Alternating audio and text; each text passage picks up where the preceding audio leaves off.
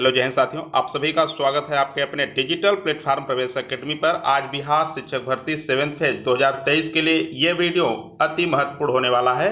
इसमें GK GS के खास करके साइंस के प्रश्नों को देखेंगे और प्रैक्टिस नंबर 1 होगा। न्यू पैटर्न पर आधारित 5 ऑप्शन का होगा। ये सभी ऐसे प्रश्न होंगे जो आपके एग्जाम के लिए अति महत्वपूर्ण होंगे और साथ ही साथ किसी न किसी एग्जाम में पूछे हुए प्रश्न हैं, तो कोई आपके टॉपिक से बाहर से नहीं, आपके सिलेबस से आपके एग्जाम को ध्यान में रखते हुए ये प्रैक्टिस सेट बनाया गया है। इस प्रैक्टिस सेट में पूरे 30 प्रश्न होंगे और 30 प्रश्न में आपका कितना सही होता है ये आप चेक करिएगा। प्रैक्टिस करने का सबसे आसान तरीका है, इस वीडियो में आप एंड तक बने रहें और वीडियो अगर तेज लगे तो आप स्लो कर लीजिएगा। आइए स्टार्ट करते हैं। उसके पहले अगर आप चैनल पर नए हो तो चैनल को सब्सक्राइब करके अपने दोस्तों के साथ शेयर अवश्य करिएगा। इस चैनल पर सभी प्रीवियस ईयर आपका कंप्लीट करा दिया गया है, प्लेलिस्ट में जाकर के आप उसे देख सकते हैं। क्वेश्चन नंबर फर्स्ट है, विद्युत धारा की इकाई है कूलम्ब, वोल्ट, वाट, एम्पियर। उपर्युक्त में से कोई नहीं या उपर्युक्त में से एक से अधिक उत्तर। तो ये ऑप्शन ई वाला जो है ये आपके लिए नया है, ऐसा बीपीएससी करा रहा है। इसके पहले आपने जितने भी टेट क्वालिफाई किए होंगे सिर्फ 4 ऑप्शन मिलते थे, तो इसलिए इसका प्रैक्टिस करना आपके लिए अति महत्वपूर्ण हो जाता है। तो फर्स्ट का डी आपका करेक्ट हो जाएगा।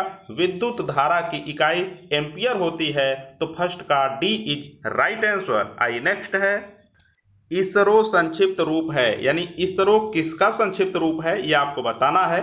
इंडियन सैटेलाइट रिसर्च ऑर्गेनाइजेशन का, इंडियन साइंटिफिक रिसर्च ऑर्गेनाइजेशन का, इंडियन स्पेस रिसर्च ऑर्गेनाइजेशन का, इंटरनेशनल साइंटिफिक रिसर्च ऑर्गेनाइजेशन का। ई है, इनमें से कोई नहीं या एक से अधिक उत्तर। तो इसरो का फुल फॉर्म जो होता है ये आपका इंडियन स्पेस रिसर्च ऑर्गेनाइजेशन होता है। तो सेकंड का सी ऑप्शन आपका करेक्ट हो जाएगा, Indian space research organization. Next है, दृष्टि की खराबी निकट दृष्टि को डैश के नाम से जाना जाता है। हाइपरमेट्रोपिया, प्रेसबायोपिया, ग्लूकोमा, मोतियाबिंद। उपर्युक्त में से कोई नहीं या एक से अधिक उत्तर।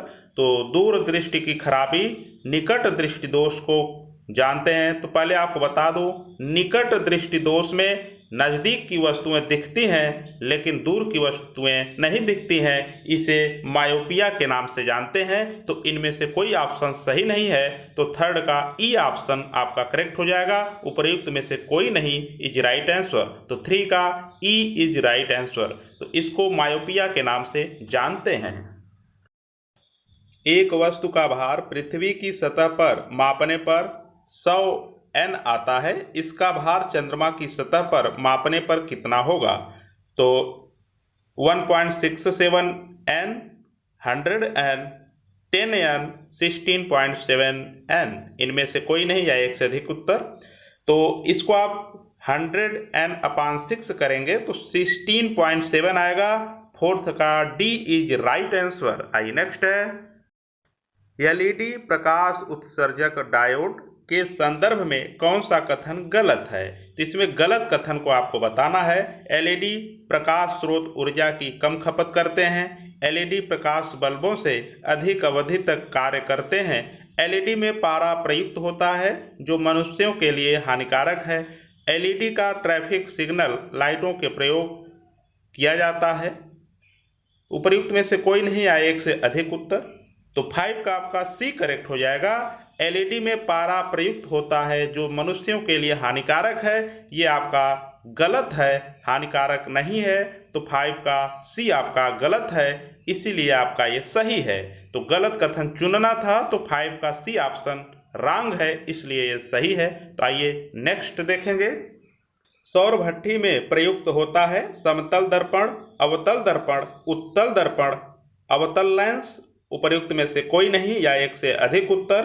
तो सौर भट्ठी में प्रयुक्त होता है अवतल दर्पण, इसलिए 6 का बी आपका करेक्ट आंसर हो जाएगा। 6 का बी अवतल दर्पण राइट आंसर। आइए नेक्स्ट क्वेश्चन देखते हैं। उसके पहले दोस्तों, अगर अभी तक चैनल को सब्सक्राइब नहीं किए हैं तो चैनल को सब्सक्राइब करके अपने दोस्तों के साथ शेयर अवश्य करें, क्योंकि सही और सटीक कंटेंट आप तक पहुंचाने का पूरा प्रयास है और पूरा प्रीवियस ईयर आपका करा दिया गया है, जिसका जिसका प्लेलिस्ट भी बना है, तो चैनल के प्लेलिस्ट में जाइए और पूरे प्रीवियस ईयर को आप रिवाइज कर लीजिए। साथ ही साथ इस वीडियो के डिस्क्रिप्शन बॉक्स में जाइए, वहाँ भी प्लेलिस्ट का लिंक आपका पिन है, वहाँ से भी आप देख सकते हैं। आइए नेक्स्ट क्वेश्चन है, सौर मंडल का सबसे चमकदार ग्रह कौन सा है?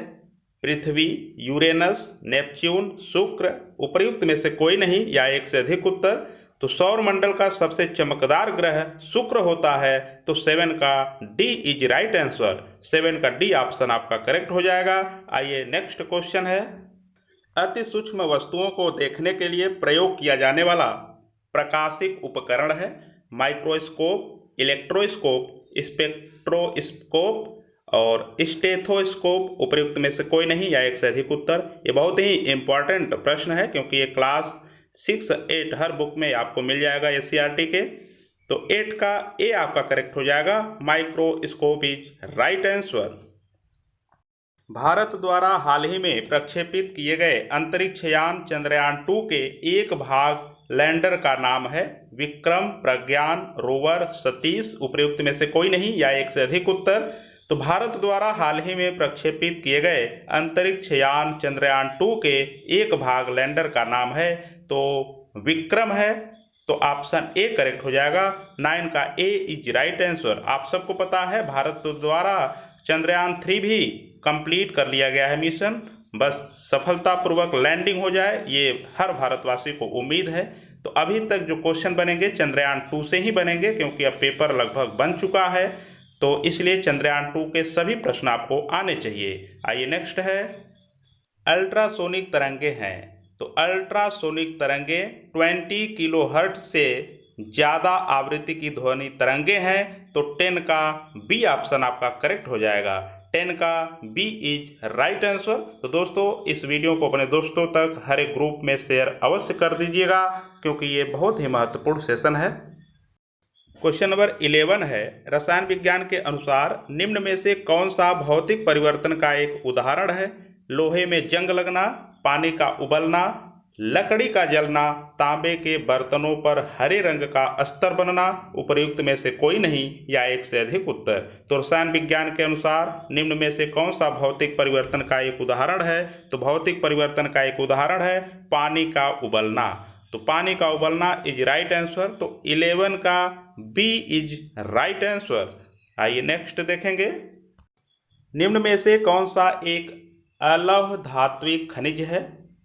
निम्न में से कौन सा एक अलौह धात्विक खनिज है? मैग्नीज, निकल, कोबाल्ट, टिन। उपयुक्त में से कोई नहीं या एक से अधिक उत्तर। तो देखिए इसमें 2 ऑप्शन करेक्ट है, मैग्नीज और टिन इसका करेक्ट आंसर है। जब 2 ऑप्शन सही है तो फाइनली आपका आंसर ई करेक्ट होगा। उपयुक्त में से एक से अधिक उत्तर इज राइट आंसर। तो 12 का option E is right answer. तो आइए नेक्स्ट क्वेश्चन देखेंगे, ट्यूब लाइटों तथा परखनलियों में प्रयोग किया जाने वाला ग्लास किससे बनता है? ट्यूब लाइटों तथा परखनलियों में प्रयोग किया जाने वाला ग्लास किससे बनता है? सिलिका से, कैल्शियम कार्बोनेट से, सोडियम कार्बोनेट से, ग्लास के टुकड़े से। उपयुक्त में से कोई नहीं या एक से अधिक उत्तर। तो बीपीएससी द्वारा 5 ऑप्शन का जो लफड़ा आप लोगों के बीच में आया है, निश्चित तौर पर इससे आपको परेशानी होगी। तो इसका समाधान यही है कि अधिक से अधिक प्रश्नों का आप प्रैक्टिस करें, अभ्यास डालें। तो इसमें देखिए 3 ऑप्शन आपका करेक्ट है, silica, calcium carbonate, sodium carbonate. A B C तीनों ऑप्शन आपके करेक्ट हैं। तो 13 का option E is right answer. उपयुक्त में से एक से अधिक उत्तर इज राइट आंसर। आइए नेक्स्ट देखेंगे, निम्न में से किस धातु की विद्युत चालकता सबसे अधिक होती है? सोना की, रजत की, तांबा की, लोहा की। उपयुक्त में से कोई नहीं या एक से अधिक उत्तर। तो जिस धातु की विद्युत चालकता सबसे अधिक होती है वह है रजत, और रजत ऑप्शन बी में है। तो 14 का बी इज राइट आंसर। आइए नेक्स्ट देखेंगे, पृथ्वी के वातावरण में सबसे प्रचुर मात्रा में पाई जाने वाली गैस है hydrogen, oxygen, carbon dioxide, nitrogen, उपयुक्त में से कोई नहीं या एक से अधिक उत्तर। तो ये ऐसा प्रश्न है जो आप सबके कई एग्जाम में आता है। टीचिंग एग्जाम में, हर एक एग्जाम में, कोई भी टेट हो वहाँ देखने को मिलता ही है। तो उम्मीद है आप सबको आता होगा। वीडियो को रोक करके कमेंट बॉक्स में कमेंट कर दीजिएगा। तो 15 का डी ऑप्शन आपका करेक्ट है। नाइट्रोजन आपके वातावरण में प्रचुर मात्रा में यानी अधिक मात्रा में पाया जाता है। तो 15 का डी इज राइट आंसर। आइए नेक्स्ट देखेंगे। एल्कोहल को कार्बोक्जिलिक अम्ल में परिवर्तित किया जा सकता है मात्र ऑक्सीडेशन द्वारा, मात्र रिडक्शन द्वारा, एस्टरिफिकेशन तथा रिडक्शन दोनों द्वारा, ऑक्सीडेशन तथा रिडक्शन दोनों द्वारा, उपर्युक्त में से कोई नहीं या एक से अधिक उत्तर। तो एल्कोहल को कार्बोक्जिलिक अम्ल में परिवर्तित किया जा सकता है मात्र ऑक्सीडेशन द्वारा। तो 16 का ए इज राइट आंसर। तो दोस्तों ये आप लोगों ने देखा, फिजिक्स, केमिस्ट्री और बायोलॉजी तीनों सेक्शन से आपके प्रश्न हैं और आगे कुछ आपके जीके के भी प्रश्न मिलेंगे। तो एंड तक जरूर बने रहिएगा और चैनल पर नए हो तो सब्सक्राइब कर लीजिएगा। नाभिकीय रिएक्टर में नाभिकीय विखंडन से विद्युत उत्पन्न करने के लिए साधारणतः प्रयोग किया जाने वाला तत्व है रेडियम, प्लूटोनियम, यूरेनियम, ड्यूटेरियम, उपयुक्त में से कोई नहीं या एक से अधिक उत्तर। तो 17 का आपका सी करेक्ट हो जाएगा। Uranium is right answer. 17 का सी इज करेक्ट आंसर। आइए नेक्स्ट है। निम्न में से सबसे अच्छा अग्निशामक कौन सा है? मिट्टी, जल, ऑक्सीजन, कार्बन डाइऑक्साइड, उपर्युक्त में से कोई नहीं या एक से अधिक उत्तर। तो निम्न में से सबसे अच्छा अग्निशामक कौन सा है? तो कार्बन डाइऑक्साइड है। तो 18 का डी इज राइट आंसर। आइए नेक्स्ट क्वेश्चन देखेंगे। फुलरीन अथवा बकीबाल कार्बन परमाणुओं का बना होता है 20, 40, 45, 50, उपर्युक्त में से कोई नहीं या एक से अधिक आंसर। तो 19 का आपका कोई नहीं सही होगा। फुलरीन कार्बन का एक अपर रूप है जो कार्बन के 60 परमाणुओं से बना है। तो C60 होता है। तो इनमें से कोई ऑप्शन सही नहीं है। तो 19 का ई आपका करेक्ट हो जाएगा। कार्बन परमाणुओं का जो बना होता है वो 60 कार्बन परमाणुओं का बना होता है और फुलरीन कार्बन का एक अपर रूप होता है। यह भी प्रश्न पूछा जाता है। तो 19 का ई आपका करेक्ट आंसर है। आइए नेक्स्ट है। अधिक ऊंचाइयों पर द्रवों का क्वथनांक बढ़ता है, घटता है, समान रहता है, बढ़ने के बाद फिर घटता है, उपर्युक्त में से कोई नहीं या एक से अधिक उत्तर। तो अधिक ऊंचाइयों पर द्रवों का क्वथनांक घटता है। तो 20 का बी ऑप्शन आपका करेक्ट हो जाएगा। अधिक ऊंचाइयों पर द्रवों का क्वथनांक घटता है। 20 का बी आपका करेक्ट है। आइए नेक्स्ट देखेंगे। निम्न में से कौन सा कोशिका घटक कोशिका में दाखिल होने वाले जीवाणुओं को नष्ट करता है? राइबोसोम, गाल्जी बॉडी, लाइसोसोम, अंतर्द्रवी जालिका, उपर्युक्त में से कोई नहीं या एक से अधिक उत्तर।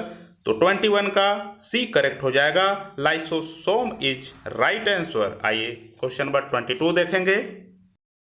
शरीर में लौह की कमी होने से क्या होता है? शरीर में लौह की कमी होने से क्या होता है? रक्ताल्पता, स्कर्वी, हड्डियों में दुर्बलता, त्वचा के रोग, उपर्युक्त में से कोई नहीं या एक से अधिक उत्तर। तो शरीर में लौह की कमी होने से रक्ताल्पता होता है। तो 22 का ए इज राइट आंसर। मानव शरीर का सामान्य तापमान होता है 99.6 फ़ारेनहाइट, 97.4 फ़ारेनहाइट, 98.6 फ़ारेनहाइट, 95.6 फ़ारेनहाइट, उपर्युक्त में से कोई नहीं या एक से अधिक उत्तर। तो 23 का है मानव शरीर का सामान्य तापमान होता है तो 98.6 फ़ारेनहाइट होता है। तो 23 का सी ऑप्शन आपका करेक्ट हो जाएगा। 23 का सी इज राइट आंसर। आइए नेक्स्ट देखेंगे। मानव शरीर के किस अंग में उपकला कोशिका पाई जाती है? बाल, नाक, फेफड़ा, अग्न्याशय, उपर्युक्त में से कोई नहीं या एक से अधिक उत्तर। मानव शरीर के किस भाग में उपकला कोशिका पाई जाती है? 24 का ई ऑप्शन आपका करेक्ट हो जाएगा। तो साथियों, किसी भी प्रकार का समय नहीं ले रहे हैं, सिर्फ प्रश्न और उत्तर को देखते हुए आगे चल रहे हैं ताकि कम से कम समय में अधिक से अधिक प्रश्नों को देख सकें। नेक्स्ट है, आंत्रज्वर रोग मानव शरीर के किस अंग को प्रभावित करता है? फेफड़ा, रीढ़ की हड्डी, शरीर के जोड़, आंत, उपर्युक्त में से कोई नहीं या एक से अधिक उत्तर? तो 25 का डी करेक्ट हो जाएगा, क्योंकि आंत्रज्वर रोग मानव शरीर के आंत को प्रभावित करता है। तो 25 का डी आपका करेक्ट है। ये आपका बीपीएससी द्वारा पूछा गया प्रश्न है, सभी आपके पूछे हुए प्रश्न है, लेटेस्ट प्रश्न है, कोई ओल्डेस्ट प्रश्न नहीं है। और साइंस कभी ओल्ड नहीं होता, ये भी आप बखूबी जानते हैं। कार्बनिक कृषि एक ऐसी कृषि प्रणाली है जिसमें उर्वरकों, शाकनाशियों तथा पीड़कनाशियों के रूप में रसायनों का अधिकतम प्रयोग किया जाता है। ऑप्शन बी है, कार्बनिक खादों, पुनर्चक्रित फार्म अपशिष्टों तथा जैव कारकों का अल्पतम मात्रा में प्रयोग किया जाता है। ऑप्शन सी है, कार्बनिक खादों, पुनर्चक्रित फार्म अपशिष्टों तथा जैव कारकों का अधिकतम मात्रा में प्रयोग किया जाता है। डी है, दो अथवा दो से अधिक फसलों को एक ही खेत में एक साथ उगाते हैं। ई है, इनमें से कोई नहीं या एक से अधिक उत्तर। तो कार्बनिक कृषि एक ऐसी कृषि है जिसमें कार्बनिक खादों, पुनर्चक्रित फार्म अपशिष्टों तथा जैव कारकों का अधिकतम मात्रा में प्रयोग किया जाता है। तो 26 का option C is right answer. तो 26 प्रश्न का सी ऑप्शन आपका करेक्ट है। आइए नेक्स्ट देखेंगे। निम्न में से कौन सी क्रिया पृथ्वी पर हो रहे कार्बन चक्र में ऑक्सीजन को बढ़ाती है? श्वसन, ज्वालामुखी उद्भेदन, कार्बनिक पदार्थों का क्षय, प्रकाश संश्लेषण, उपर्युक्त में से कोई नहीं या उपर्युक्त में से एक से अधिक उत्तर? तो 27 का डी आपका करेक्ट हो जाएगा। प्रकाश संश्लेषण इज राइट आंसर। प्रकाश संश्लेषण ऑक्सीजन को बढ़ाती है। तो 27 का D is right answer. Next है, निम्न में से संवहनी पौधे को चुनिए। संवहनी पौधा कौन है उसको आपको चुनना है। काई, लीवरवर्ट, हार्नवर्ट, फर्न, उपर्युक्त में से कोई नहीं या एक से अधिक उत्तर? तो 28 का डी आपका करेक्ट हो जाएगा। Fern is right answer. Next है, निम्न में से जैविक उर्वरक का सही उदाहरण कौन सा है? माइकोरिजल फंगी, ब्लू ग्रीन शैवाल, बैसिलस थुरिंजिएनेसिस। तो इसका आंसर कमेंट करिएगा। ऑप्शन ए है केवल फर्स्ट, बी है केवल first and second, option C है केवल सेकेंड, ऑप्शन डी है केवल थर्ड और ऑप्शन ई है उपर्युक्त में से कोई नहीं या एक से अधिक उत्तर? तो इसमें आप करेक्ट करिएगा। 29 का ऑप्शन बी आपका करेक्ट होगा। Option first and option second is right answer. तो 29 का बी आपका करेक्ट है। आइए आज के सेशन का नेक्स्ट क्वेश्चन देखेंगे। तो दोस्तों, प्रवेश एकेडमी आपका चैनल है, इसे आप सब्सक्राइब करके अपने दोस्तों तक शेयर करके सब्सक्राइब कराएं। अधिक से अधिक लोग जुड़ें जिससे हमें भी मोटिवेशन मिलता रहे और आपके लिए अच्छे से अच्छा कंटेंट लाते रहें। निम्न में से किस पौधे ने खाद्य सामग्री संग्रह करने के लिए अपने स्टेप को संशोधित किया है? तो 30 का आंसर आए तो कमेंट बॉक्स में कमेंट करिएगा। अदरक, मूली, चुकंदर, गाजर, उपर्युक्त में से कोई नहीं या एक से अधिक उत्तर? तो 30 का ए आपका करेक्ट हो जाएगा। अदरक इज राइट आंसर। निम्न में से किस पौधे ने खाद्य सामग्री संग्रह करने के लिए अपने स्टेम को संशोधित किया है? तो अदरक ने किया है। तो 30 का ए आपका करेक्ट आंसर है। तो दोस्तों, ये सेशन कैसा लगा जरूर बताइएगा। इस सेशन में हम लोगों ने पूरे 30 प्रश्नों को देखा और कम से कम समय में कोशिश किया कि अधिक से अधिक प्रश्न आपके बीच से गुजारे जाएं ताकि आप इसके पैटर्न को देख सकें कि बीपीएससी कैसी प्रश्न पूछती है। बीपीएससी के द्वारा सभी पूछे हुए प्रश्न, कोई बाहर का प्रश्न नहीं है। आपके पास सही और सटीक कंटेंट पहुंचे इसलिए हम प्रयास कर रहे हैं और आपका पूरा प्रीवियस ईयर करा दिया गया है। तो चैनल को सब्सक्राइब करके अपने दोस्तों के साथ शेयर जरूर कर दीजिएगा। मिलते हैं नेक्स्ट वीडियो में नई टॉपिक के साथ। जय हिंद।